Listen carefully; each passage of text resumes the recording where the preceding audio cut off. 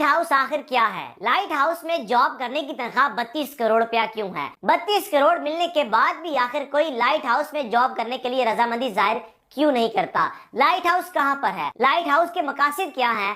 اور اس جگہ پر جانے کے لیے صرف اور صرف ہیلی کاپٹر کا استعمال کیوں کیا جاتا ہے؟ اور اس مقام پر جاب کرنے کے لیے آپ سے 3 مہینے کا کانٹریکٹ کیوں کروایا جاتا ہے؟ اس جگہ پر آپ کو ویزا فری ملے گا، آپ کو 3 مہینے کا کھانا فری ملے گا، 3 مہینے میں جو بھی چیزیں آپ کو ریکوائرڈ ہیں آپ کو فری ملیں گی، لیکن آپ کو یہاں پر انٹرنیٹ نہیں ملے گا، آپ کو یہاں پر سم کے سگنلز نہیں ملیں گے، آپ کسی کے ساتھ بھی رابطہ نہیں کر سکتے۔ جناب علی، لائٹ ہاؤس میں جب سے لائٹ ہاؤس بنا ہے تب سے لے کر آج تک 400 سے زائد افراد یہاں پر جاب کر چکے ہیں، جن میں سے صرف 3 افراد زندہ بچ کر آ سکے جن کا تعلق بنگلہ دیش سے ہے۔ لائٹ ہاؤس جو کہ آئس لینڈ میں موجود ہے، سمندر سے 30 کلومیٹر دور ایک چٹان میں موجود ہے، اور وہاں پر رہنا دنیا کا مشکل ترین کام ہے۔ لائٹ ہاؤس میں جاب صرف اکیلا شخص کر سکتا ہے، آپ کے ساتھ کوئی دوسرا شخص موجود نہیں ہوگا، آپ نے 3 مہینے تنہا رہنا ہے، اکیلے میں رہنا ہے، اس سمندر کی لہروں میں رہنا ہے۔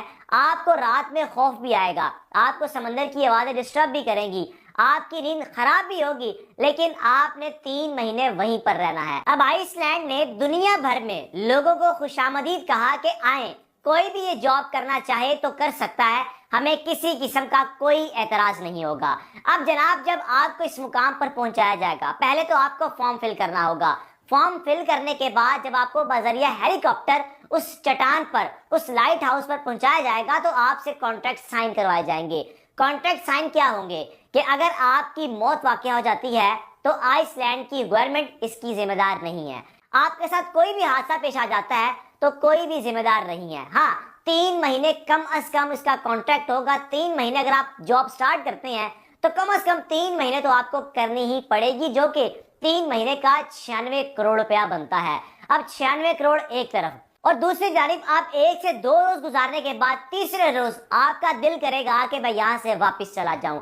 اب 3 افراد جو کہ بنگلہ دیش سے جن کا تعلق ہے، ان میں سے ایک شخص جس کا نام ثاقب اویس ہے، اس نے ایک انٹرویو دیا، اس نے بتایا کہ میرے 3 مہینے یہاں پر کیسے گزرے، میں نے کس طرح سروائیو کیا۔ اور دلچسپ چیز یہ ہے کہ بنگلہ دیش کے 3 لوگوں کے علاوہ 400 سے زائد افراد یہاں پہ جاب کرنے گئے لیکن زندہ واپس بچ کر نہیں آ سکے۔ اب یہاں پر جاب ہے کیا؟ آپ نے کرنا کیا ہے؟ مقصد کیا ہے؟ وہاں پہنچانے کا مقصد کیا ہے؟ 1938 کی اگر بات کی جائے تو ڈنمارک کا حصہ تھا آئس لینڈ۔ ورلڈ وار 2 کے بعد آئس لینڈ کی ایک الگ ریاست بن گئی اور ڈنمارک ایک الگ ریاست بن گئی۔ اگر پرانے زمانے کی بات کی جائے تو نیویگیشن یعنی شپس جو ٹریول کرتی ہیں، بوٹس ٹریول کرتی ہیں ایک ملک سے دوسرے ملک، تو لائٹ ہاؤس کے ذریعے ان کو اپنی نیویگیشن کا پتہ چلتا تھا، ان کو راستہ پتہ چلتا تھا کہ ہمارا رخ کہاں پر ہے، ہم نے کس طرف سفر کرنا ہے اور ہم جا کس طرف رہے ہیں۔ اب بات کرتے ہیں کہ لائٹ ہاؤس میں کام ہے کیا۔ جناب، 24 گھنٹے آپ نے وہاں پر گزارنے ہیں، آپ کا کوئی باس نہیں ہے، آپ کسی کو جواب دے نہیں ہے۔ ہاں، 24 گھنٹوں کے دوران اگر لائٹ ہاؤس میں موجود بلب بند ہو گیا تو آپ کو جرمانہ ہوگا۔ 15 منٹ سے زائد اگر لائٹ ہاؤس میں بلب بند ہوا تو 5 کروڑ روپیہ آپ کی تنخواہ سے کاٹ لیا جائے گا۔ اب آپ نے فیصلہ کرنا ہے کہ ان 24 گھنٹوں میں آپ نے کتنا سونا ہے، اور اگر آپ سوتے ہیں تو اس وقت بھی آپ کے ذہن میں ایک ہی خیال آ رہا ہوگا کہ کہیں بلب نہ بند ہو جائے، کہیں لائٹ نہ بند ہو جائے۔ اب جناب، ثاقب اویس نامی شخص جس کا تعلق بنگلہ دیش سے ہے، واپس آ کر ایک انٹرویو دیا اور بتایا کہ میں بڑے شوق سے گیا، لیکن 3 مہینے میں نے گزرنے کا ایک ایک پل انتظار کیا کہ یہ وقت گزر جائے۔ اب ثاقب اویس کے بقول مجھے ہیلی کاپٹر کے ذریعے پہنچایا گیا، مجھے 3 مہینے کا کھانا دیا گیا، مجھے وہاں پر میڈیسنز پرووائڈ کی گئیں، اور ساتھ ہی ساتھ مجھے کہا گیا کہ اگر آپ کی جان جاتی ہے تو اس کے ذمہ دار آپ خود ہوگے۔ اب جناب، ثاقب اویس کا سفر شروع ہو گیا۔ 1 سے 2 روز گزرے کہ ثاقب اویس کے بقول میرا دل کیا کہ میں کسی نہ کسی طریقے سے واپس چلا جاؤں۔ وہاں پر راتیں کچھ ایسی ہوتی تھی کہ سمندر کی لہریں لائٹ ہاؤس تک آتی تھی، اتنی بلند لہریں۔ اور ثاقب اویس نے یہ بھی کہا کہ رات کے وقت جب آپ لائٹ ہاؤس میں موجود ہوتے تھے اس کمرے میں، تو ایسی آسیب آپ کے سامنے آ جاتی تھی کہ آپ خوف کھا جاتے تھے۔ آپ اپنے سامنے ایسی چیزوں کو دیکھتے تھے کہ جن کا کبھی آپ تصور بھی نہیں کر سکتے، جن کو آپ جنات بھی کہہ سکتے ہیں، جن کو آپ آسیب بھی کہہ سکتے ہیں۔